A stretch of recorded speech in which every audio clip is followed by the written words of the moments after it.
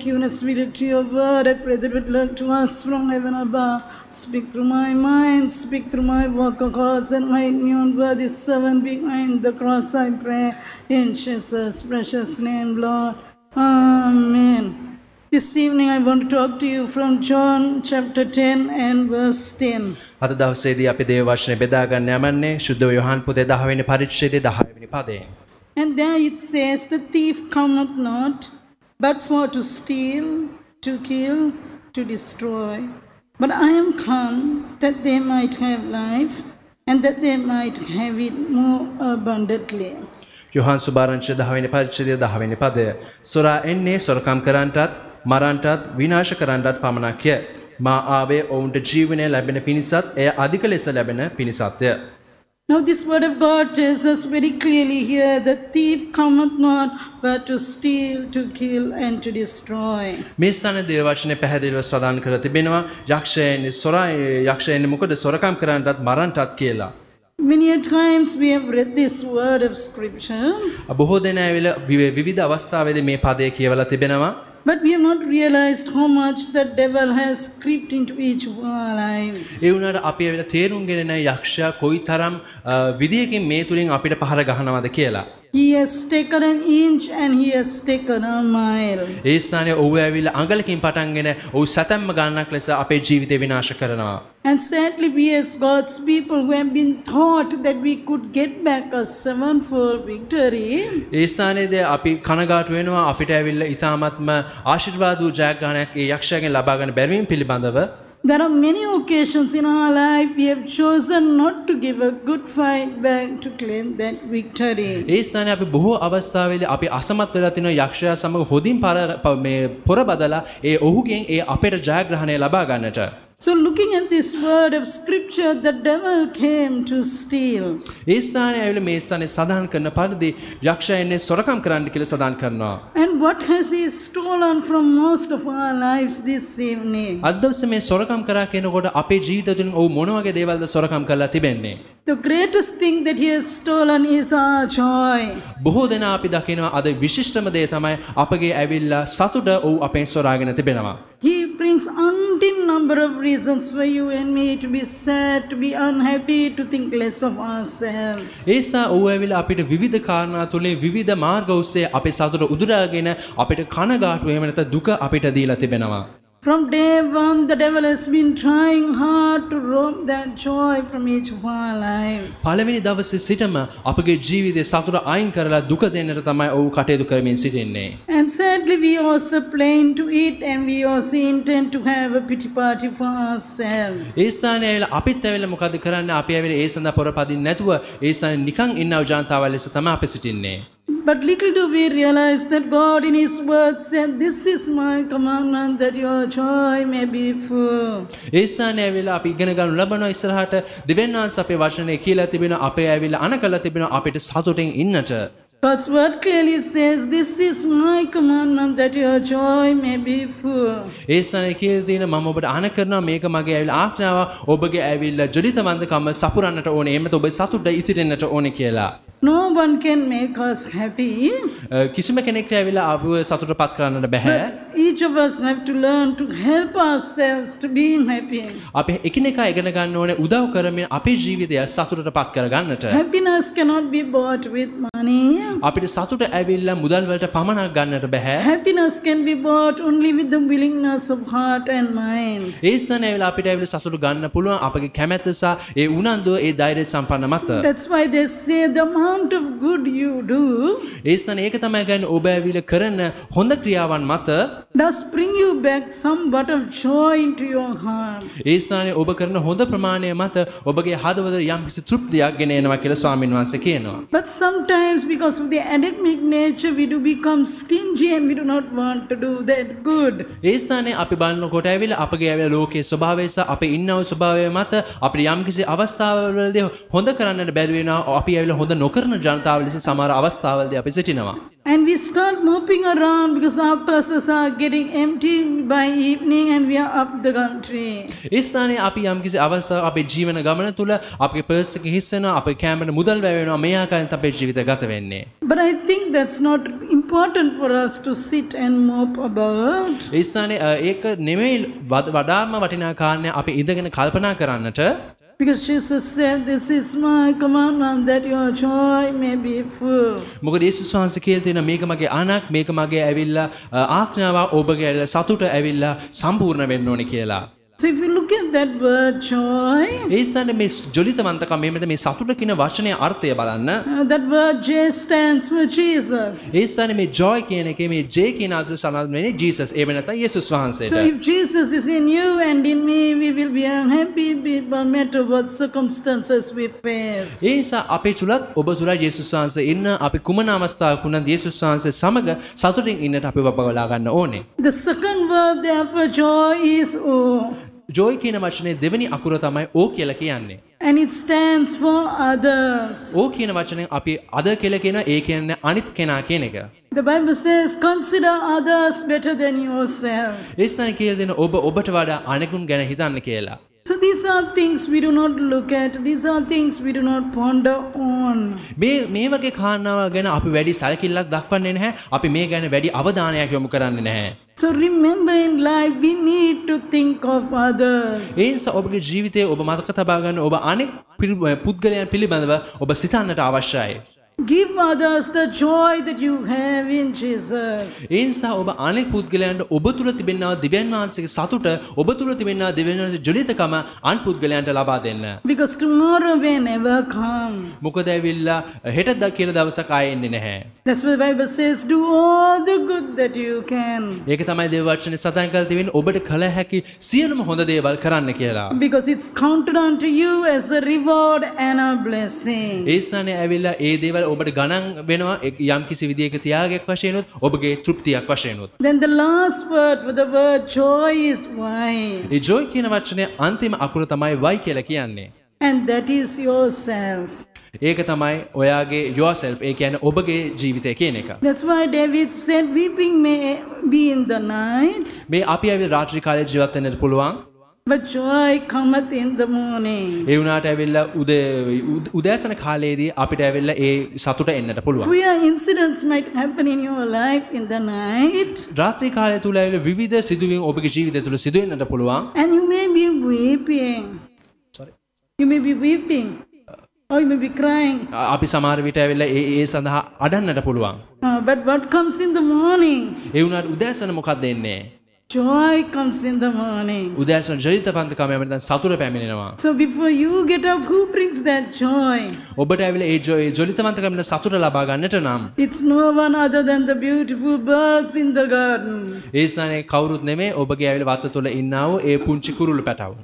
They are singing praises to God, ඔවුන් ඇවිල්ලා ඊටමත් ශබ්ද නගමින් ලස්සනට දෙවියන් වහන්සේට ප්‍රශංසා කරනවා. which we as God's people fail to do. ඒ වුණාට අපි දෙවියන් වහන්සේ ක්‍රිස්තුස් වහන්සේ ජනතාව වශයෙන් අපි ඒ දේ කරන්නට අදහසමත් වෙලා තිබෙනවා. So what should you be happy about? ඒ නිසා අපි ආසන්නට කැමති ඔබ මොන යම් කාරණයකටද ඔබ සතුටටපත් වෙන්න ඕනේ.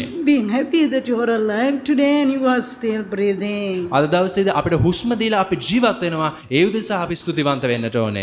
Secondly, the Bible says in everything to give thanks. ඒ ස්ථානයේ ආවිල දෙවෙනි කාරණා අපි කියන්න කැමති සෑම දෙයකදීම උන්වහන්සේට ස්තුතිය පුදුම කරන්න කියලා. Even if you have pole sambal and rice, be happy. ඒ ස්ථානයේ ඔබට පොල් සම්බෝල සහ බත් තිබුණත් ඔබ දෙවියන් වහන්සේට ස්තුති කියන්න ඕනේ. I suppose that's the best meal a person can have. ඒක තමයි ආවිල යම් කිසි පුද්ගලයෙක්ට තිබෙන්නට පුළුවන් ඊටම හොඳ කෑම වේල කියලා අපි So කියන්නේ. as God's people with little things we need to be happy. ඒ නිසා අපි ක්‍රිස්තුස් වහන්සේගේ ජනතාවල් ලෙස මේ පොඩි කාරණාවලදී වුණත් අපි සතුටින් සිටින්නට When අවශ්‍යයි. you and I are happy, ඔබ සහ මම ඇවිල්ලා සතුටින් සිටිනවා නම් we are provoking the devil. අපි ඇවිල්ලා යක්ෂයට යම් කිසි පහරක් ගසනවා. He'll be getting more annoyed when he sees you and me happy and rejoicing. ඔව් ඇවිල්ලා බොහෝ ඇවිල්ලා අපහසුතාවයටපත් වෙනවා. ඔව් බොහෝ තරහා ගන්නවා. ඔබත් මමත් යේසුස් වහන්සේ තුලින් සතුටින් ඉන්නකොට. That's why the song says, I will enter into his gates with thanksgiving. ඒ ස්ථානයේ ඒක තමයි කියන්නේ ස්වාමීන් වහන්සේගේ ගෘහය තුලින් මම ඇතුල් වෙනවා කියලා. We need to have a spirit of thanksgiving. ඒ නිසා අපිට ආත්මයක් තිබෙන්නට ඕනේ. අපි ස්තුති කියන්නා වූ ඒ ස්තුති දෙන්නා වූ ආත්මය. And say to ourselves, this is all my commandment, that our joy may be full. ඒ නිසා අපිටම අපි කියාගමු මේක මගේ අන්න මේක යේසුස් වහන්සේ ගාන මගේ ජොලිතවන්තකම මගේ සතුට සම්පූර්ණ වේවා කියලා. The second thing that the devil comes, he comes to rob.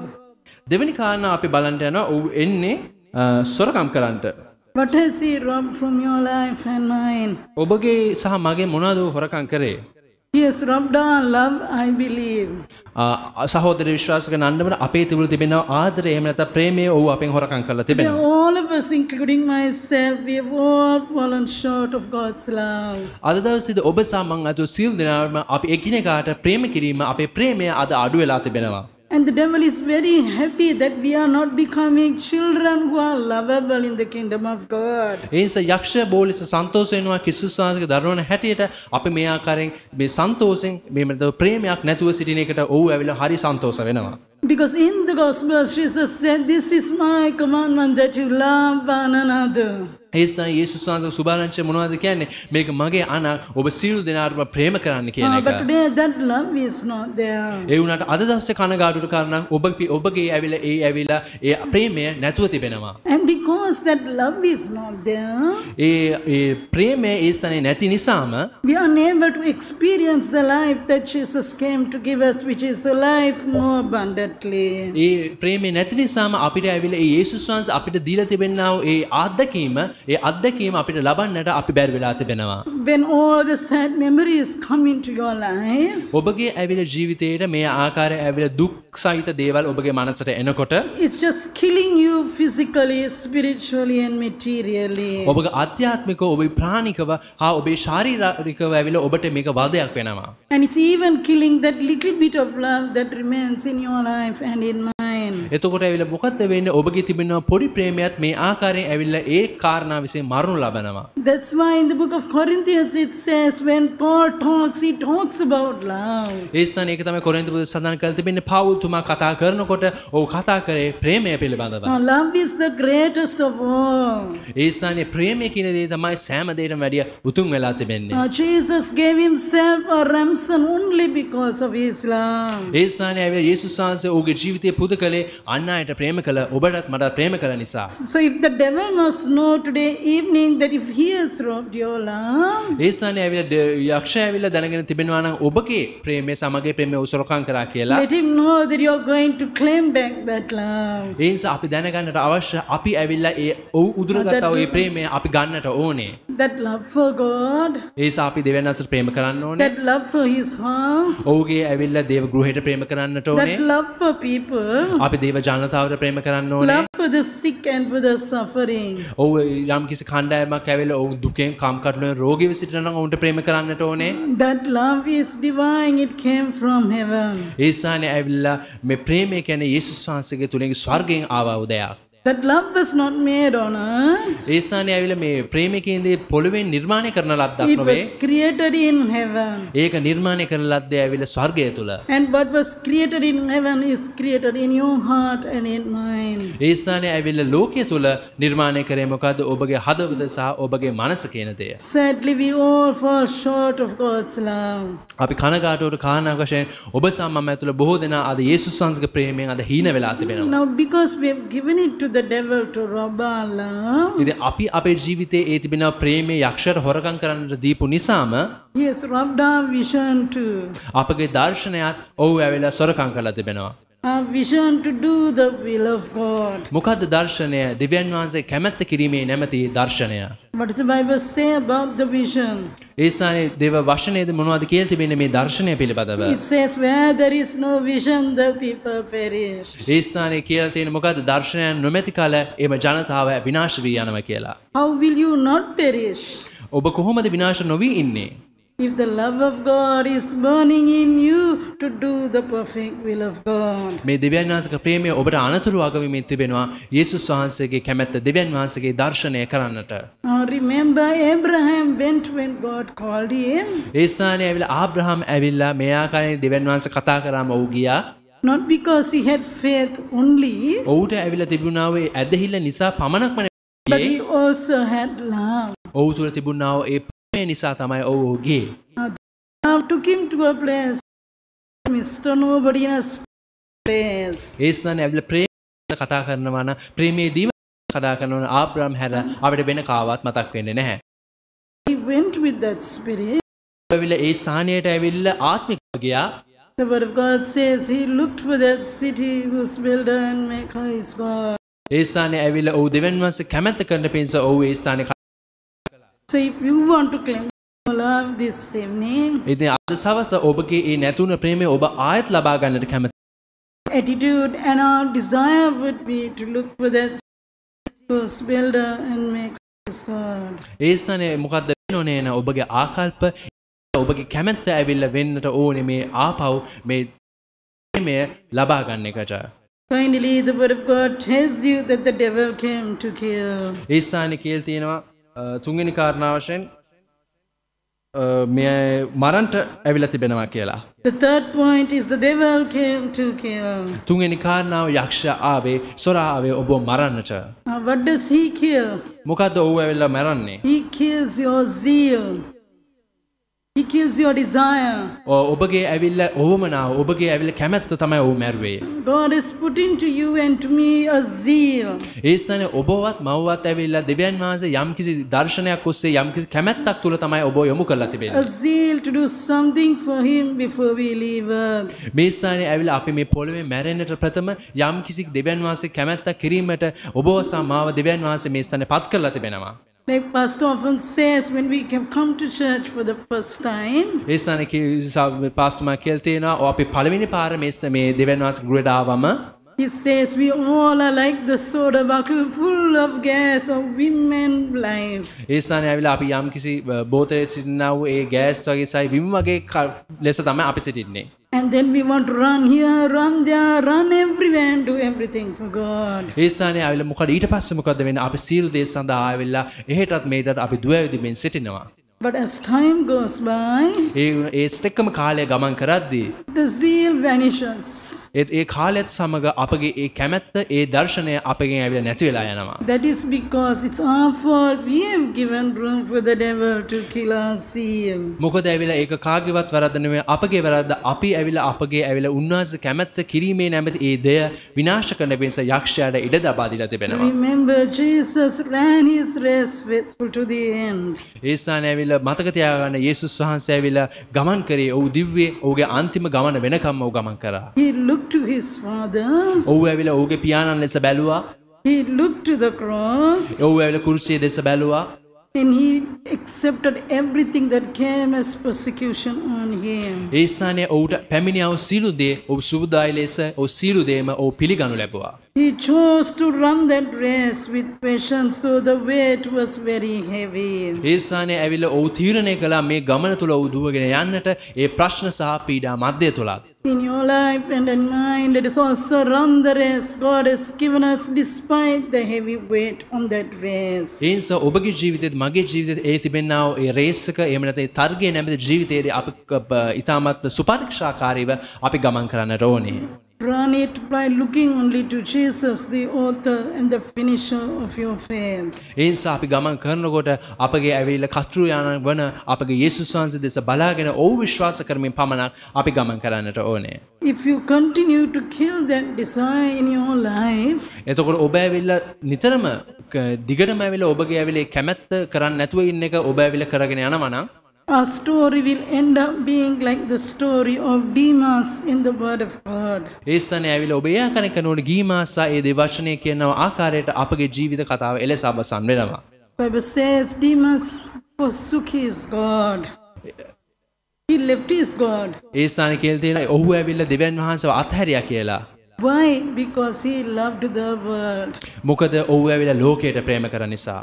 So when the devil destroys our zeal, මොකද යක්ෂයා ඇවිල්ලා අපගේ දේව කැමැත්ත විනාශ කරාන් පසුව we also leave our God. මොකද අපගේ තිබෙනා වූ ඒ දෙවියන් වහන්සේත් අපෙන් ගමන් කරනවා And why එළියට. do we leave our God? Because we love the world. මොකද ඇවිල්ලා ඇයි දෙවියන් වහන්සේ අපි කෙනෙක් ගමන් කරන්නේ අපි ලෝකයට ප්‍රේම කරන නිසා. So we need to claim all this back. ඒ නිසා අපි මේ සියලු දේම අපි යක්ෂයාගෙන් නැවත අපි අය කරගන්නට ඕනේ. And keep the fire burning in us until Jesus comes. ඒ නිසා යේසුස් වහන්සේ පැමිණෙන තුරු ඔබ පොර බදමින් සරණ කරමින් මේ නැතුව ගියා වූ දේවල් ලබා ගන්නට කටයුතු කරන්න. That's what the Bible says, earnestly contend for the faith that was once delivered to the saints. ඒ ස්ථානයේ ඇවිල්ලා කියදින ඔබ නිරතුරුවම ඔබගේ ඇවිල්ලා ඇදහිල්ල තුලින් ඇවිල්ලා දිගටම ගමන් කරන්න කියලා. Let us start this new month and go into September with this spirit in us. ඒ නිසා ඇවිල්ලා මේ මාසය අපි පටන්ගෙන තිබෙනවා. ඒ නිසා ආත්මිකව ඊටමත් විශ්වාසයෙන් සැප්තැම්බර් මාසයට අපි ගමන් කරමු. Finally, you will find there that the devil came to destroy. ඒ ස්ථානයේ කියලා තිබෙන තුන්වෙනි කාරණාව වශයෙන් ඔබ ඇවිල්ලා විනාශ කරන්නට පැමිණියා කියලා. What does he destroy? මොනවද ඔබ විනාශ කරන්නේ? He destroys your faith. ඔව් විනාශ කරනවා ඔබගේ ඇදහිල්ල. And when he destroys your faith, ඔබගේ ඇවිල්ලා ඇදහිල්ල විනාශ කළ පසුව you deteriorate physically and you deteriorate spiritually. ඔබ ඇවිල්ලා මානසිකව වගේම ආධ්‍යාත්මිකවත් ආත්මිකවත් ඔබ බිඳ වැටීමකට ලක් වෙනවා. Sometimes we don't realize it. සමහර විට අපි මේ දේවල් ඇවිල්ලා එච්චර හිතන්නේ නැහැ. Sometimes we don't observe it. සමහර විට මේ දේවල් අපි ඇවිල්ලා අපි ඒ දේවල් අපි ගන්නෙ නැහැ අපේ හිතට. And that's why the devil takes an inch and a mile. ඒ නිසා තමයි ඔව් ඇවිල්ලා ඒ දේ පටන් ගන්න අඟලකින් ඒත් අපෙන් ඇවිල්ලා සතපුම් ගණන් දේවල් අපෙන් අය කර ගන්නවා. It could be a year or more the devil would have been destroying much in you. ඒ ස්ථානේ ඔබගේ සහ මගේ ඒ ස්ථානේ අවුරුද්දක් වෙන්න පුළුවන් ඊට වැඩි කාලයක් තුල ඔබ විනාශ කරන්නට පුළුවන්. But God in his love reminds us of something important that is mentioned in Hebrews 2:14. ඒ ස්ථානේ හේබ්‍රව පොතේ 2:17 වෙනි පරිච්ඡේදයේ දෙවියන් වහන්සේගේ ප්‍රේමය තුලින් අපිට යම් කිසි දෙයක් මතක් කරනවා. It says there that Jesus through his death destroyed him that had the power over death. ඒ ස්ථානේ කියලා තියෙනවා එහින් දරුවනි ලේහා මාංශයට පංගුකාරව සිටින නිසා උන්වහන්සේත් එම ආකාරයෙන් ඒවට පංගුකාර වූසේක. එසේ කලේ මරණය කෙරෙහි බලය ඇත්තා වන යක්ෂ මරණය කර්ණ කොටගෙන බලය නැතුකොට ජීවිතයේ මුළුල්ලේ මරණයෙන් බයින් වාල්කමට යටත් වී සිටින සියල්ලන් නිදහස් කරන පිණිසය කියලා. Jesus did his part to destroy, but unfortunately you and I today, we do not do anything within our power to destroy the works of the enemy. ඒ ස්ථානයේ වෙලා අපි බැලුවොත් දිව්‍යන් වහන්සේ ඇවිල්ලා ඒ යක්ෂයාගේ ඒ බලපෑම විනාශ කරන පිස යක්ෂයා විනාශ කරන පිස ඔහුගේ කටයුත්ත ඔහු කරලා තිබෙනවා. ඒත් අපි අද අපෝසත් වෙලා තිබෙනවා අපේ එන සතුරන් වන යක්ෂයාව විනාශ කරලා නැති කරන පිණිස. We need the power, we need the authority to rebuke, to destroy the destroyer who comes to destroy us spiritually and physically. අපිට තිබෙන්න ඕන බලයක්, අපිට තිබෙන්න ඕන අධිකාරීත්වයක් අපගේ ආත්මික මට්ටමින් අපේ විනාශ කරන්න එන යක්ෂයාව විනාශ කළ නැති දාමන පිණිස. And to do this, we cannot do it in our own strength. ඒ ස්ථානයේ ඇවිල්ලා මේ දේ කරන්න ඕනේ අපගේ ශක්තියෙන්. All of us need the guidance of the sweet Holy Spirit to lead us to overcome all things and to place our feet onto higher ground. ඒ සමගම අපේ ශක්තියත් එක්කම ශුද්ධාත්මයන් වහන්සේගේ කරුණාවත් මේවා ඇවිල්ලා බිඳ දමන පිණිස අපිට මාතෘකුලක් So වෙනවා. this evening, let's come before God and ask God to give us all the grace in this month, in this day, not to allow the devil to steal, to rob, to kill, to destroy, but take that life that Jesus came to give, and even as he came to give it abundantly, to restore what must be restored this same day. ඒ නිසා අපි දෙවියන් වහන්සේගේ ඉල්ලා සිටිමු සොරායන්නේ සොරකම් කරන්නට වෙන්නට මරන්නට විනාශ කරන්නටත් ඒ දේවල් අපේ දැනටමත් අරන් තියෙනවා. අපි ශුද්ධාත්මයන් වහන්සේ තුලින් ආත්මයන් වහන්සේ තුලින් ඒ නැතිවෙච්ච දේවල් නැවත ලබා ගන්නට දෙවියන් වහන්සේ කරුණාව ලබා දෙන්න ඕනේ කියලා අපි දෙවියන් වහන්සේගෙන් ඉල්ලා සිටිමු. Precious and Heavenly Father, we thank you, praise you once again for another day and for another evening. We thank you, praise you, because you are our God, you love us and you still care for us, Lord. We thank you because you do grave us all in the palms of your hand, my Father. So many times we have displeased you by giving the enemy, my God, room to take an inch and a mile, my Father. But I pray that your grace, your strength, Lord, will enable us, my Father, to claim everything that the devil has come, Lord, to steal, to rob, to kill, to destroy, and let us take back it, Lord.